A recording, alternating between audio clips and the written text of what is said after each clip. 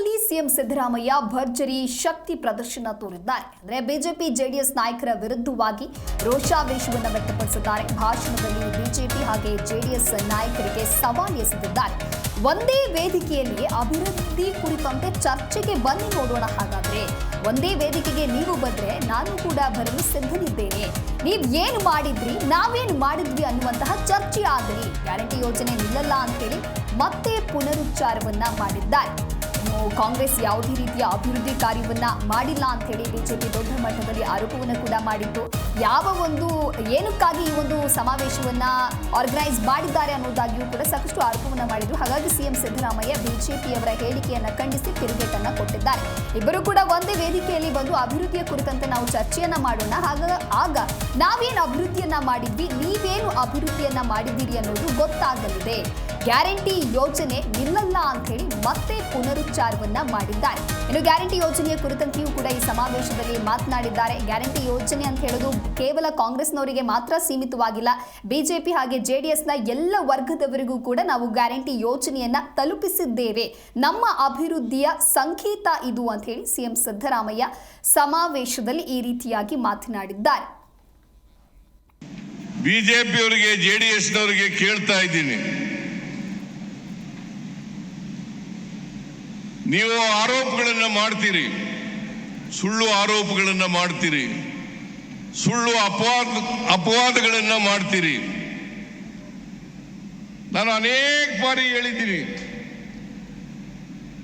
ನಿಮಗೆ ಸತ್ಯ ಗೊತ್ತಾಗಬೇಕು ಅಂತಂದ್ರೆ, ಜನರಿಗೆ ಸುಳ್ಳು ಹೇಳೋದನ್ನ ನಿಲ್ಲಿಸಬೇಕು ಅಂತ ಅನ್ನೋದಾದ್ರೆ, ಜನರನ್ನ ತಪ್ಪು ದಾರಿಗೆ ಎಳಿತಕ್ಕಂಥ ಪ್ರಯತ್ನವನ್ನ ಮಾಡ್ತಕ್ಕಂಥದನ್ನ ನೀವು ನಿಲ್ಲಿಸಬೇಕಾದ್ರೆ ನೀವೆಲ್ಲರೂ ಕೂಡ ಒಂದೇ ವೇದಿಕೆಗೆ ಬರಬೇಕು. ಸಿದ್ದರಾಮಯ್ಯನವರು ಸಾಧನಾ ಸಮಾವೇಶದಲ್ಲಿ ಸಿಎಂ ಸಿದ್ದರಾಮಯ್ಯ ಗರಂ ಆಗಿದ್ದಾರೆ. ಒಂದೇ ವೇದಿಕೆಗೆ ನೀವು ಬಂದ್ರೆ ನಾವು ಕೂಡ ಬರಲು ಸಿದ್ಧ ಅನ್ನೋದಾಗಿ ಹೇಳಿದ್ದಾರೆ. ಇನ್ನೊಂದು ಕಡೆ ಸಾಧನಾ ಸಮಾವೇಶದಲ್ಲಿ ಸಿಎಂ ಸಿದ್ದರಾಮಯ್ಯ ಗರಂ ಆಗಿದ್ದಾರೆ ಅನ್ನೋದು ಕೂಡ ಗೊತ್ತಾಗ್ತಾ ಇದೆ. ವೇದಿಕೆಯ ಮೇಲಿದ್ದ ಅತಿಥಿಗಳನ್ನ ಸಿದ್ದರಾಮಯ್ಯ ಸ್ವಾಗತಿಸಿಲ್ಲ.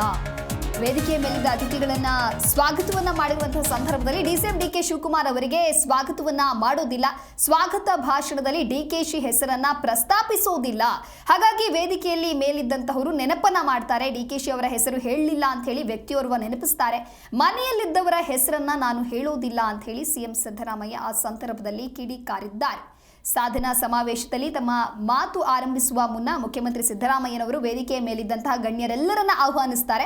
ಆದರೆ ಆ ಸಂದರ್ಭದಲ್ಲಿ ಪ್ರಮುಖ ವ್ಯಕ್ತಿ ಹಾಗೆ ಉಪಮುಖ್ಯಮಂತ್ರಿ ಆಗಿರುವಂತಹ ಡಿಕೆ ಶಿವಕುಮಾರನ್ನ ಅವರು ಸ್ವಾಗತ ಮಾಡೋದಿಲ್ಲ. ಇದನ್ನ ಗಮನಿಸಿದಂತಹ ವೇದಿಕೆಯ ಮೇಲಿದ್ದ ಕಾಂಗ್ರೆಸ್ನ ನಾಯಕರೊಬ್ಬರು ಮುಖ್ಯಮಂತ್ರಿಗಳ ಬಳಿ ಹೋಗಿ ಕಿವಿಯಲ್ಲಿ ಹೇಳ್ತಾರೆ, ಡಿಸಿಎಂ ಅವರನ್ನ ನೀವು ಮರೆತೀರಿ ಅಂತ ಹೇಳಿ ಜ್ಞಾಪಿಸ್ತಾರೆ. ಕೂಡಲೇ ಪ್ರತಿಕ್ರಿಯಿಸಿದ ಸಿಎಂ ಸಿದ್ದರಾಮಯ್ಯ, ವೇದಿಕೆಯ ಮೇಲಿದ್ದವರನ್ನಷ್ಟೇ ನಾವು ಯಾವಾಗಲೂ ಸ್ವಾಗತ ಮಾಡೋದು. ಡಿಕೆಶಿ ಎಲ್ಲಿದ್ದಾರೆ? ಅವರಾಗಲೇ ಬೆಂಗಳೂರಿಗೆ ಹೊರಟು ಹೋಗಿದ್ದಾರೆ. ಮನೆಯಲ್ಲಿದ್ದವರನ್ನ ನಾನು ಹೇಗೆ ಸ್ವಾಗತ ಮಾಡೋದಕ್ಕೆ ಸಾಧ್ಯ ಅನ್ನೋದಾಗಿ ವೇದಿಕೆಯ ಮೇಲೆಯೇ ಸಿಎಂ ಸಿದ್ದರಾಮಯ್ಯ ಈ ರೀತಿ ಹೇಳುತ್ತಾರೆ. ಇಲ್ವಲ್ರಿ, ಹೊರಟೋಗಿದ್ದಾರೆ, ಕೂತ್ಕೊಳ್ಳಿ. ಲಾಯರು ಡಿಕೆ ಶಿವಕುಮಾರ್ ಹೊರಟೋದ್ರು ಬೆಂಗಳೂರಿಗೆ. ಯಾವಾಗಲೂ ಇರೋರ ಹೆಸರು ಹೇಳಬೇಕು ಹೊರತು ಹೊರಟೋದವ್ರ ಹೆಸರು ಹೇಳಕ್ಕಾಗಲ್ಲ. ವೆಲ್ಕಮ್ ಮಾಡೋದು ಇರೋರಿಗೆ, ಇಲ್ಲಿ ಯಾರ್ಯಾರು ಇದ್ದಾರೆ ಅವ್ರಿಗೆ ಮಾತ್ರ ವೆಲ್ಕಮ್ ಮಾಡೋದು. ಮನೇಲಿ ಕೂತಿರೋರಿಗೆಲ್ಲ ವೆಲ್ಕಮ್ ಮಾಡೋಕ್ಕಾಗಲ್ಲ. ಗೊತ್ತಾಯ್ತಾ? ನೀವು ವಕೀಲರು ಸ್ವಲ್ಪ ಅರ್ಥ ಮಾಡ್ಕೋಬೇಕು ಇವೆಲ್ಲನೂ.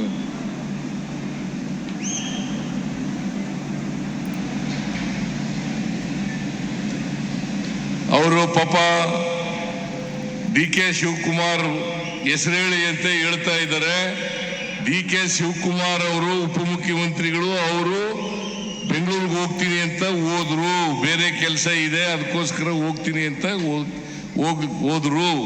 ಅದರಿಂದ ಅವ್ರ ಹೆಸರನ್ನ ಪ್ರಸ್ತಾಪ ಮಾಡಲಿಲ್ಲ.